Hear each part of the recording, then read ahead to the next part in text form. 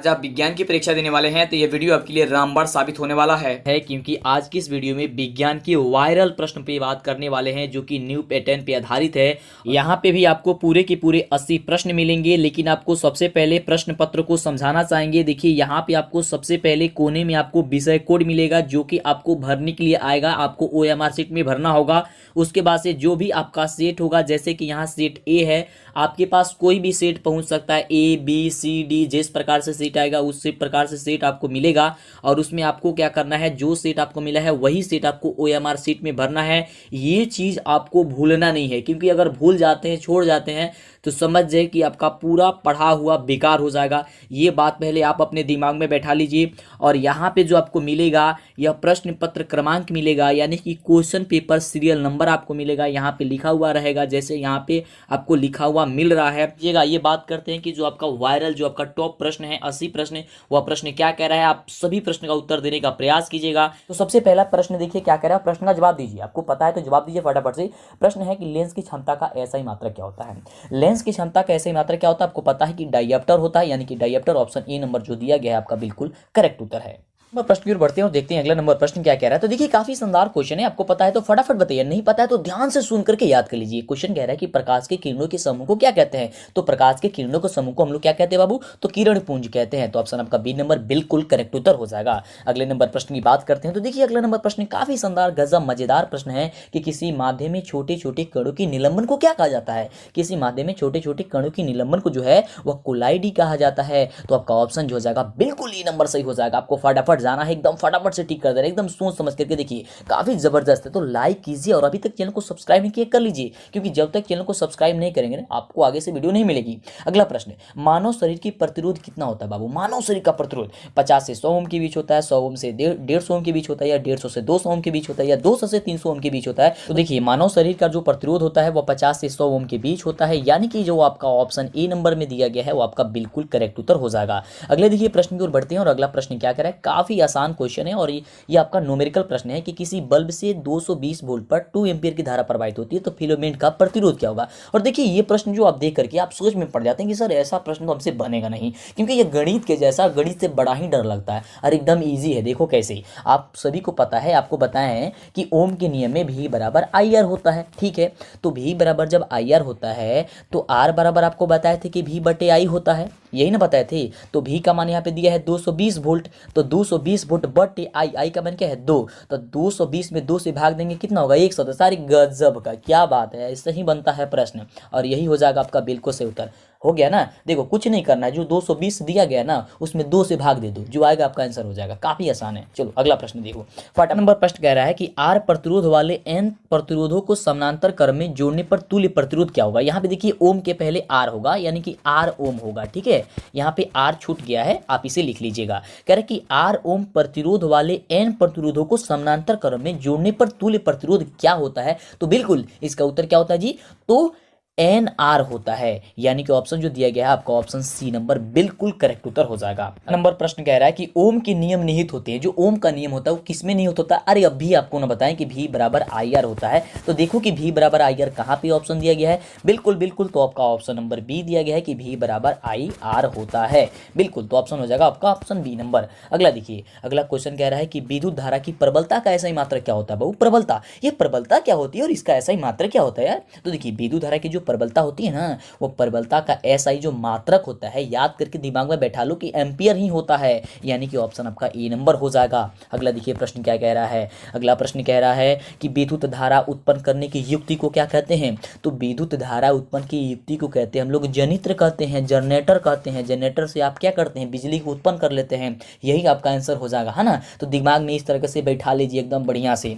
अगला देखिए प्रश्न क्या कह रहा है। अगला कह रहा है कि निर्गत किरण और अभिलंब के बीच के कोण को क्या कहते हैं बाबू। आपको कई बार बताया है। तो निर्गत किरण और अभिलंब के बीच के कोण को कहते हैं आपको क्या चीज, परावर्तन कोण कहते हैं बाबू। परावर्तन कोण होगा आपका ऑप्शन जो हो जाएगा इसमें का बी नंबर होगा बाबू, बी नंबर होगा। निर्गत कोण कई जगह दिया रहता है, लेकिन परावर्तन कोण इसका आंसर होना चाहिए, ऑप्शन आपका बी नंबर। अगला देखिए, अगला प्रश्न कह रहा है, ये प्रश्न कह रहा है कि 1 मीटर फोकस दूरी वाले उत्तल लेंस की क्षमता क्या होती है। अरे कितनी आसान क्वेश्चन यार, ध्यान से समझो। यहाँ पे कह रहा है कि 1 मीटर फोकस, यानी कि फोकस यानी कि एफ का वैल्यू दिया गया है 1 मीटर। 1 मीटर कहने का मतलब हो गया 100 सेंटीमीटर। सेंटीमीटर, 100 सेंटीमीटर दिए गए ना। तो आप सभी जानते हैं कि P बराबर होता है 100/F होता है।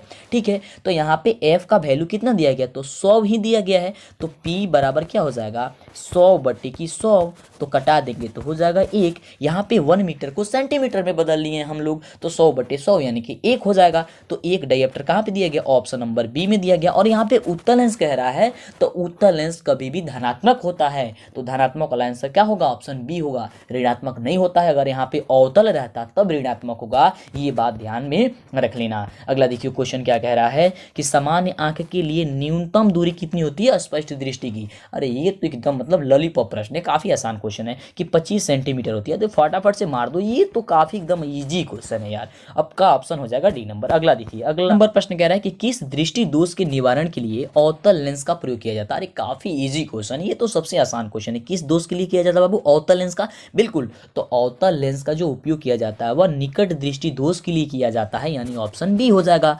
और उत्तल का किसके लिए किया जाता है, दूर दृष्टि दोष के लिए किया जाता है। एकदम दिमाग में एकदम बैठा लो, आएगा तो फटाफट से आपको टिक कर देना है। अगला देखो, अगला क्वेश्चन कह रहा है कि दूर दृष्टि दोष वाले मनुष्य के चश्मे में होता है। अब यहाँ पे दूर दृष्टि कह दिया, तो वही आपका क्या हो जाएगा, उत्तल लेंस हो जाएगा, यानी कि अब आपकी क्या हो गया, बी नंबर बिल्कुल सही उत्तर हो गया। देखो इस तरह से घुमा घुमा के पूछेगा, तो घुमा घुमा के पूछेगा तो तुम भी घुमा घुमा के आंसर देना, एकदम कह देना कि अरे हम तो पढ़ते हैं डीएलएस एजुकेशन चैनल से, तुम क्या हमको घुमाएगा, हम तुमको घुमा देंगे, है ना। अगला देखो क्वेश्चन क्या कह रहा है, लघु पतन के समय परिपथ में विद्युत धारा का मान कितना होता है। अरे तो लघु पतन कब होता है, जब उसका धारा का मान बहुत ही ज्यादा बढ़ जाता है। तो बढ़ जाता है मतलब क्या हो जाए, बहुत ज्यादा हो जाता है, यानी कि बहुत ही ज्यादा क्या हो जाएगा, बढ़ जाता है। तो ऑप्शन क्या पे दिया गया, ऑप्शन एकदम सी नंबर में दिया, एकदम धड़ाधड़ जाना, एकदम टिक कर देना, सोचना नहीं है बाबू। अगला देखो, अगला क्वेश्चन क्या कह रहा है, गोबर गैस एक प्रकार की कौन सी गैस है। गोबर गैस क्या यह प्राकृतिक गैस है, बायो गैस है, लकड़ी है या फिर चूल्हा है। गोबर गैस, तो गोबर जो गैस है वो एक प्रकार की क्या है, फटाफट बताओ बताओ फटाफट, आपको पता है तो बिल्कुल आपको पता है कि एक प्रकार की बायो गैस हो जाएगी।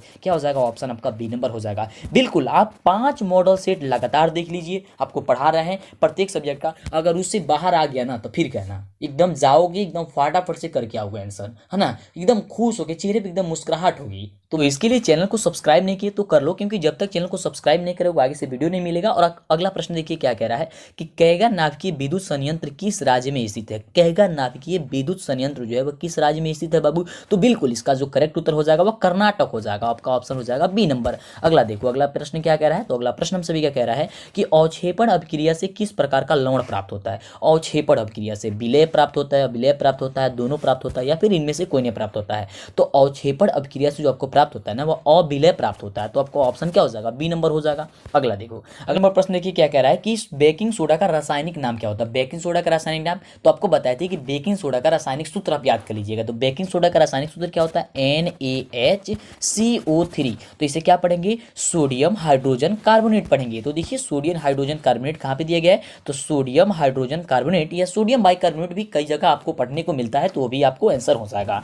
अगला देखिए, अगला क्वेश्चन कहता है कि अयस्क से धातु का निष्कर्षण तथा अयस्क परिसीकरण कर उपयोगी बनने के प्रक्रम को क्या कहते हैं आप लोग। अयस्क से धातु का निष्कर्षण तथा उसका परिसीकरण कर उपयोगी बनने के प्रक्रम को हम लोग क्या कहते हैं, धात्विकी कहते हैं, धातुकर्म कहते हैं, धातुशाला कहते हैं, या फिर इनमें से कोई नहीं कहते हैं। तो क्या कहते हैं, उसे याद कर लो, और याद है तो फटाफट हमें बता दो और वहाँ पे सही से बता देना। बिल्कुल यहाँ पे आपका हो जाएगा धातुकर्म, तो याद कर लेना धातुकर्म होता है। अगला देखो, अगला क्वेश्चन कह रहा है कि साग सब्जियों को विघटित होकर के कंपोस्ट बनने की अभिक्रिया को क्या कहते हैं। बिल्कुल यार, उष्माक्षेपी कहते हैं, तो उष्माक्षेपी आपका क्या हो जाएगा, ऑप्शन बी नंबर हो जाएगा। अगला देखो, अगला जो क्वेश्चन है वह कह रहा है कि निम्न में से कौन सा उत्पाद लेड नाइट्रेट को गर्म करने पर प्राप्त होता है। तो आपको कई बार बताया है कि लेड नाइट्रेट को गर्म करने पर क्या प्राप्त होता है बाबू, तो बिल्कुल आपका प्राप्त होता है NO2 और O2। तो NO2 और O2 आपका ऑप्शन डी में है, तो डी नंबर आपका बिल्कुल सही हो जाएगा। अगला देखिए, कह रहे कि निम्नलिखित में से कौन सही है। अरे यार इसमें से कौन सही है,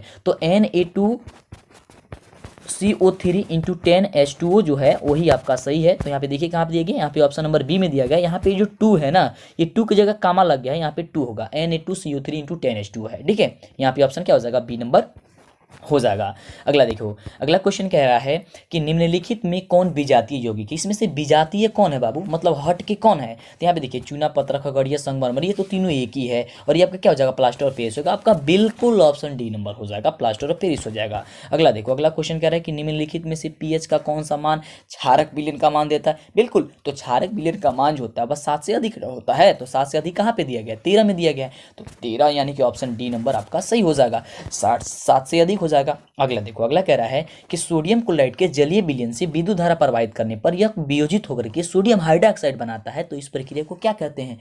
वाह, क्या आसान क्वेश्चन है। और आपको देखिए बता देते हैं, अगर ये आपको याद हो गया ना पूरा क्वेश्चन, जो क्वेश्चन कह रहा है, तो समझिए कि एक परिभाषा भी याद हो गया, क्योंकि एक परिभाषा आपसे पूछा जाता है। इसे हम लोग क्लोरोक्षार अभिक्रिया कहते हैं। तो क्लोरोक्षार अभिक्रिया आपको ऑप्शन ए नंबर में दिया गया है। और क्लोरोक्षार की परिभाषा ही होती है कि जब सोडियम क्लोराइड के जलीय विलयन में विद्युत धारा प्रवाहित किया जाता है तो यह वियोजित होकर के सोडियम हाइड्रोक्साइड बनाता है। इस क्रिया को हम लोग कहते हैं क्लोरोक्षार अभिक्रिया। तो फटाफट स्क्रीनशॉट ले लो, क्लोरोक्षार का अभिक्रिया का आप क्या याद कर लो, परिभाषा याद कर लो। फटाफट करो, क्योंकि क्वेश्चन पूछा जा सकता है, काफी इंपॉर्टेंट है क्लोरोक्षार अभिक्रिया। अगला देखो क्वेश्चन क्या कह रहा है कि कौन सा अधातु कमरे के ताप पर द्रव होता है। कौन सा अधातु, यहाँ पे धातु नहीं पूछा है, तो धातु में आपका ब्रोमीन होगा और धातु में आपका पारा होता है। तो अधातु में ब्रोमीन एकदम दिमाग में फिट कर लो, आएगा तो एकदम छोड़ना नहीं है, एकदम टिक करके आना ही आना है ना। तो क्या होगा, ब्रोमीन होगा, ऑप्शन ए हो जाएगा। अगला देखो, अगला क्वेश्चन कह रहा है कि सीसा और टीन की मिश्र धातु को क्या कहते हैं।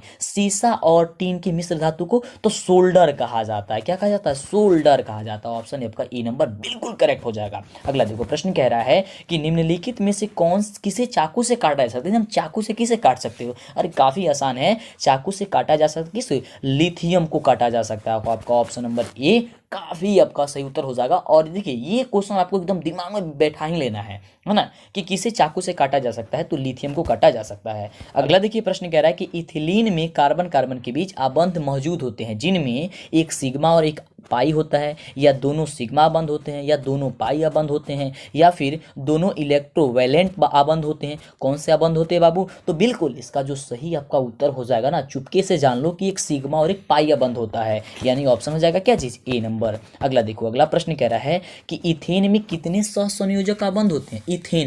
इथेन में कितना होता है, 2 होता है, 4 होता है, 6 होता है, या फिर 7 होता है। तो इथेन में कितने सहसंयोजक आबंध होते हैं, आपको पता है, फटाफट बताओ। 7 होते हैं, तो 7 याद करके एकदम दिमाग में बैठा लो। अगला देखो, ये तो एकदम मतलब कि लाजवाब प्रश्न है कि CnH2n+2 का सामान्य सूत्र क्या होगा। देखिए थोड़ा सा यहाँ पे गलती दे दिया है, यहाँ पे CnH2n होता है जी, है ना, +2 है ना, थोड़ी सी यहाँ पे टाइप में गड़बड़ कर दिया है, CHN लिख दिया है, यहाँ पे CnH2n होता है। +2 किसका होता है, एल्कीन का होता है। तो एल्कीन कहाँ पे दिया गया, ऑप्शन ए नंबर में दिया गया है। क्या दिया गया है, ऑप्शन ए नंबर, ठीक है। CnH2n+2 होता है, ठीक है। यहाँ पे CH लिखा गया है, इसको हटा लीजिएगा, है ना। चलिए बिल्कुल, अगला देखिए प्रश्न कह रहा है कि आवर्त सारणी के प्रथम वर्ग के सदस्य क्या होते हैं। अम्लीय होते हैं, क्षारीय धातु होते हैं, अक्रियशील होते हैं, या फिर मिश्र धातु होते हैं। कौन, आवर्त सारणी के प्रथम वर्ग के सदस्य। तो देखो आवर्त सारणी के प्रथम वर्ग के जो सदस्य होते हैं वह क्षारीय होते हैं, यानी कि ऑप्शन आपका बी नंबर हो जाएगा।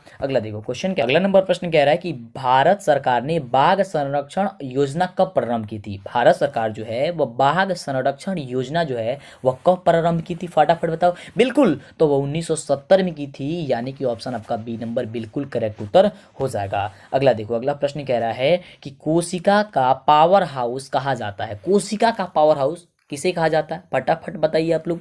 बिल्कुल, आपको एटीपी को कहा जाता है, एडेनोसिन ट्राइफॉस्फेट, यानी कि ऑप्शन हो जाएगा बी नंबर। इसका फुल फॉर्म भी पूछा जाता है कि एटीपी का पूरा नाम क्या होता है। अगला नंबर प्रश्न कह रहा है कि किस प्रकार के जनन में जनक के शरीर से कलिका निकलती है। किससे निकलती है, मुकुलन से, विखंडन से, अवखंडन से, या फिर बीजाणु जनन से। तो आपको पता है कि किससे निकलती है, बिल्कुल, तो 38 का आपका जवाब जो हो जाएगा वह ए नंबर हो जाएगा कि मुकुलन में। किससे निकलती है बाबू, मुकुलन में आपको निकलती है, यानी कि ऑप्शन ए नंबर हो जाएगा। अगला देखो प्रश्न कह रहा है कि मनुष्य में वृक्क संबंधित है। वृक्क किससे संबंधित है, किरणें किससे संबंधित है, अरे तो वो आपको छानने का कार्य करती है अपशिष्ट पदार्थों को। तो यहाँ पे आपका क्या हो जाएगी, सी नंबर, यानी कि उत्सर्जन का, किससे, उत्सर्जन से वो संबंधित है। ऑप्शन क्या हो जाएगा, सी नंबर हो जाएगा। अगला देखो प्रश्न कह रहा है कि स्वपोषी पोषण के लिए आवश्यक कौन है। स्वपोषी पोषण के लिए CO2 CO2, क्लोरोफिल, सूर्य का प्रकाश या फिर सभी। तो देखो इसके लिए सभी आवश्यक न है, तो सभी आपका कौन हो जाएगा, ऑप्शन डी नंबर आपका सही हो जाएगा। समझ में आ रहा है। चलो अगला प्रश्न देखिए क्या कह रहा है। कह रहा है कि प्रकाश संश्लेषण की क्रिया में ऑक्सीजन बाहर निकलता है। ऑक्सीजन बाहर निकलता है जल से, CO2 से और ग्लूकोज से या फिर डिक्टियोजोम से। तो देखिए प्रकाश संश्लेषण की क्रिया में जो ऑक्सीजन जो बाहर निकल जाता है, प्रकाश संश्लेषण की क्रिया में किससे निकलता है, तो जल से बाहर निकलता है, यानी कि ऑप्शन आपका ई नंबर हो जाएगा। अगला देखो नंबर प्रश्न कह रहा है कि दो तंत्रिका कोशिका के मध्य खाली स्थान को क्या कहते हैं बाबू, तो बिल्कुल सिनेटिक दरार कहते हैं, यानी कि ऑप्शन आपका बी नंबर बिल्कुल हो जाएगा। अगला देखो प्रश्न कह रहा है कि फूलों में नर प्रजनन अंग होता है। फूलों में नर प्रजनन अंग कौन होता है, पुंकेसर होता है या अंडक होता है या फिर वर्तिकाग्र होता है या वर्तिका होते हैं। तो बिल्कुल आपको पता है कि फूलों में जो नर प्रजनन अंग होते हैं वह पुंकेसर होता है, यानी कि ऑप्शन जो हो जाएगा आपका ये नंबर बिल्कुल करेक्ट हो जाएगा। अगला देखो प्रश्न कह रहा है कि द्विखंडन होता है। द्विखंडन किस में होता है बाबू, अमीबा में, पैरामीशियम में, लेशमीनिया में या फिर इनमें से कोई नहीं। द्विखंडन, तो द्विखंडन आपको पता है कि अमीबा में होता है, तो यानी ऑप्शन जो हो जाएगा आपका ए नंबर बिल्कुल सही हो जाएगा। अगला देखो क्वेश्चन कह रहा है कि अनुवंशिकी का पिता कहा जाता है। अनुवंशिकी का पिता किसे कहा जाता है, अरे मेंडल जी को कहा जाता है। तो मेंडल जी को एकदम याद रखो, दिमाग में बैठा लो। अगला देखिए प्रश्न कह रहा है कि निम्नलिखित में से किसे आप उपभोक्ता की श्रेणी में रखेंगे। किसे आप उपभोक्ता की श्रेणी में रखेंगे बाबू, आपको चार ऑप्शन दिया गया है, हरे पौधे, नील हरित शैवाल, जंगली जानवर, फूल और पत्ते। तो कह रहा है कि निम्नलिखित में से किसे आप उपभोक्ता की श्रेणी में रखेंगे। तो 47 नंबर प्रश्न का बिल्कुल सही उत्तर क्या हो जाएगा, बिल्कुल तो आपको हो जाएगा जंगली जानवर, यानी ऑप्शन हो जाएगा क्या चीज, ऑप्शन सी नंबर हो जाएगा। क्या कह रहा है, उपभोक्ता की श्रेणी में रखा जाने चाहिए, है ना। चलिए अगला क्वेश्चन कह रहा है कि निम्न में से कौन एक जैविक प्रक्रम द्वारा अपघटित होने वाला पदार्थ होता है। निम्न में से कौन एक जैविक प्रक्रम द्वारा अपघटित होने वाला क्या होता है, पदार्थ होता है। तो बिल्कुल इसका जो सही उत्तर क्या हो जाएगा, वो सूखे घास और पत्ती हो जाएगा। क्या हो जाएगा, सूखे घास और पत्ती हो जाएगा, यानी कि ऑप्शन नंबर ई हो जाएगा। अगला देखो अगला क्वेश्चन काफी इंपॉर्टेंट क्वेश्चन है कि ओजोन के एक अणु में ऑक्सीजन के परमाणु की संख्या कितनी होती है। ओजोन के एक अणु में ऑक्सीजन के परमाणु की संख्या कितनी होती है, और सबसे ज्यादा ये क्वेश्चन जो है ना आपका इंपॉर्टेंट है ना। तो इसलिए कहते हैं इसको बढ़िया से पढ़ना बाबू।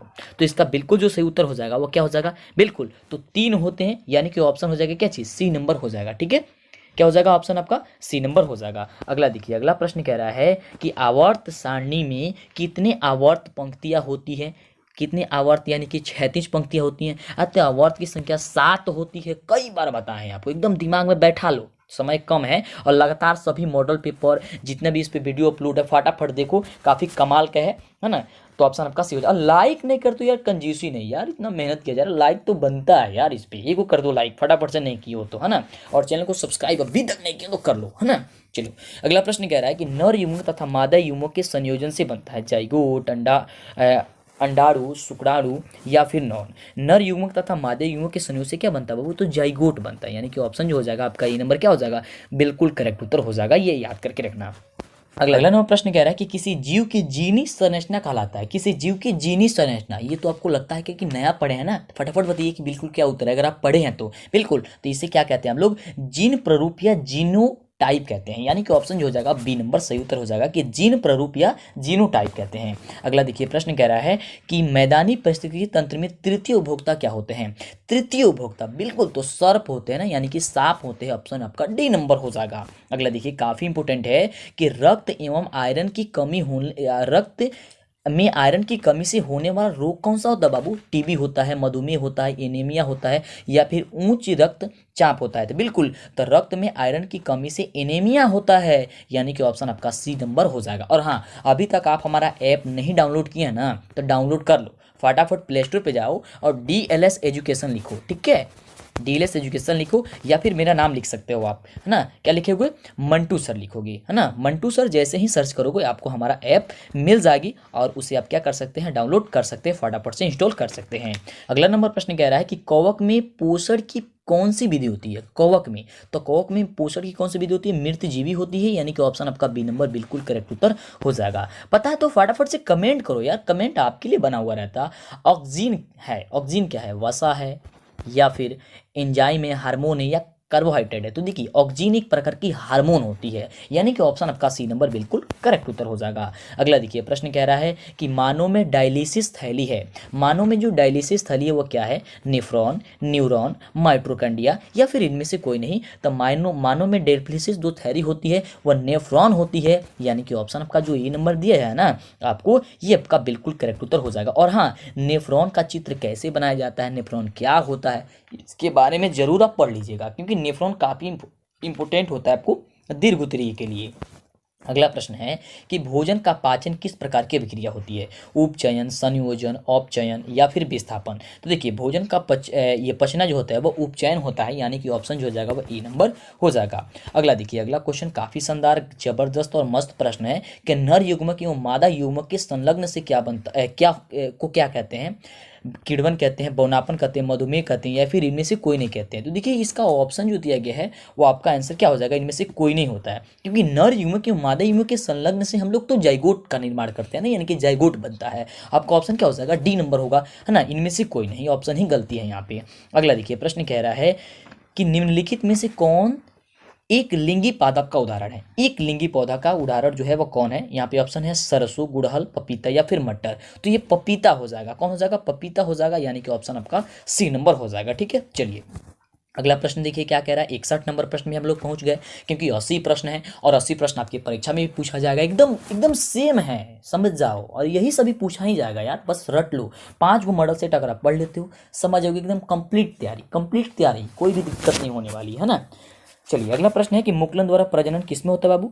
तो बिल्कुल अमीबा में होता है। किसमें होता है? अमीबा में होता है, यानी कि अमीबा आपका ऑप्शन ई नंबर हो जाएगा। नंबर प्रश्न कह रहा है कि मलेरिया उत्पन्न करने वाला मच्छर किस तरह के जल में उत्पन्न होता है? मलेरिया उत्पन्न करने वाला, देखिए मलेरिया उत्पन्न करने वाला जो होता है ना वह गंदा जल में होता है, और डेंगू जो होता है ना वह साफ जल में होता है। तो मलेरिया उत्पन्न कहाँ हो जाएगा? आपका बी नंबर हो जाएगा। ये बात आप याद करके रखिएगा। अगला देखिए क्वेश्चन ही पूछ दिया कि डेंगू उत्पन्न करने वाला मच्छर किस तरह के जल में होता है? बिल्कुल अभी आपको बताया कि साफ जल में होता है, यानी कि साफ जल क्या हो जाएगा? ऑप्शन ए नंबर याद कर लीजिए। देखिए कह रहा है कि जो देखिए आपको हम अब बताएंगे बस वही एकदम काफ़ी इंपॉर्टेंट है ना। देखिए अगला है कि ओजोन परत पाई जाती है। ओजोन जो परत है वह कहाँ पाई जाती है, किसमें पाई जाती है, आपको ये बताना है। तो एस्ट्रेटोस्फीयर में पाया जाता है, यानी कि ऑप्शन जो आपका ए नंबर में दिया गया आपका बिल्कुल करेक्ट उत्तर हो जाएगा कि एस्ट्रेटोस्फीयर में पाया जाता है, यानी कि ऑप्शन ए नंबर। अगला देखिए प्रश्न कह रहा है कि वैज्ञानिक आंद्रे मैरो एम्पियर किस देश से संबंधित थे? वैज्ञानिक आंद्रे मैरो एम्पियर जो थे वो किस देश से संबंधित थे? बिल्कुल, तो वह फ्रांस से संबंधित थे। किससे संबंधित है जी? वो फ्रांस से संबंधित है, यानी कि ऑप्शन आपका बी नंबर हो जाएगा। एकदम दिमाग में बैठा लेना है ना। चलो अगला प्रश्न कह रहा है कि पवनों का देश कहा जाता है। पवनों का देश किसे कहा जाता है? भारत, फिनलैंड, डेनमार्क या फिर अमेरिका। तो पवनों का जो देश कहा जाता है ना वह डेनमार्क को कहा जाता है, यानी कि डेनमार्क आपका ऑप्शन नंबर सी हो जाएगा। अगला देखो प्रश्न कह रहा है, अगला नंबर प्रश्न कह रहा है कि चुंबकीय क्षेत्र एक ऐसी राशि है जिसमें होते हैं परिमाण, दिशा या फिर ए और बी दोनों, या फिर इनमें से कोई नहीं। बिल्कुल, तो चुंबकीय क्षेत्र एक ऐसी राशि है जिसमें परिमाण और दिशा दोनों होती है, यानी कि ऑप्शन आपका जो सी नंबर में दिया गया है आपका बिल्कुल करेक्ट उत्तर हो जाएगा।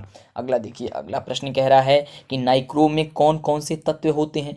निकेल एवं क्रोमियम, नाइट्रोजन एवं कार्बन, निकेल और कार्बन, नाइलॉन एवं क्रोमियम। तो इसका जो आंसर हो जाएगा कि नाइक्रोम में कौन कौन से तत्व होते हैं? तो निकल एवं क्रोमियम होते हैं, यानी कि ऑप्शन आपका ए नंबर बिल्कुल करेक्ट हो जाएगा। अगला देखिए प्रश्न कह रहा है कि इलेक्ट्रॉन पर आवेश कितना होता है? ये काफ़ी शानदार क्वेश्चन है। इलेक्ट्रॉन पे आवेश होते हैं वो कितना आवेश होता है? तो देखिए इलेक्ट्रॉन पे जो आवेश होते हैं ना वह 1.6 × 10⁻⁻19 कूलम होते हैं, यानी कि ऑप्शन जो दिया गया आपका ऑप्शन सी नंबर में आपको जो दिया गया है वह बिल्कुल क्या हो जाएगा? करेक्ट उत्तर हो जाएगा।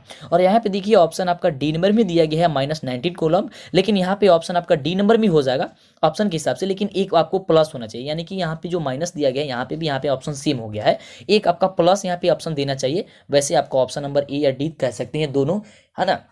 हो जाएगा कि 1.6 × 10 का पावर क्या होता है? -19 कूलम्ब होता है। ठीक है, चलिए अगले प्रश्न की ओर बढ़ते हैं। अगला देखिए प्रश्न क्या कह रहा है, काफ़ी शानदार क्वेश्चन है कि जूल प्रति कूलम्ब किसके बराबर होता है? जूल प्रति कूलम्ब जो होते हैं वो किसके बराबर होते हैं बाबू? तो बिल्कुल इसका जो सही उत्तर हो जाएगा वह क्या हो जाएगा? बिल्कुल क्या बात है, तो ये हो जाएगा आपका ऑप्शन सी की एम्पियर के बराबर होता है। जूल प्रति कूलम्ब किसके बराबर होता है? एम्पियर के बराबर होता है, यानी कि ऑप्शन क्या हो जाएगा? आपका सी नंबर हो जाएगा। अगला देखिए क्वेश्चन क्या कह रहा है, काफ़ी शानदार और गजब का मजेदार प्रश्न है कि विभवांतर का ऐसा ही मात्रा क्या होता है? तो तो बिल्कुल विभवांतर ऐसी मात्रा वोल्ट होता है, आपको कई बार बताया है। तो देखिए ऑप्शन नंबर सी नंबर में दिया गया तो वोल्ट होता है, यानी कि ऑप्शन सी हो जाएगा। अगला देखिए प्रश्न कह रहा है कि विभवांतर मापने वाले यंत्र को हम लोग क्या कहते हैं?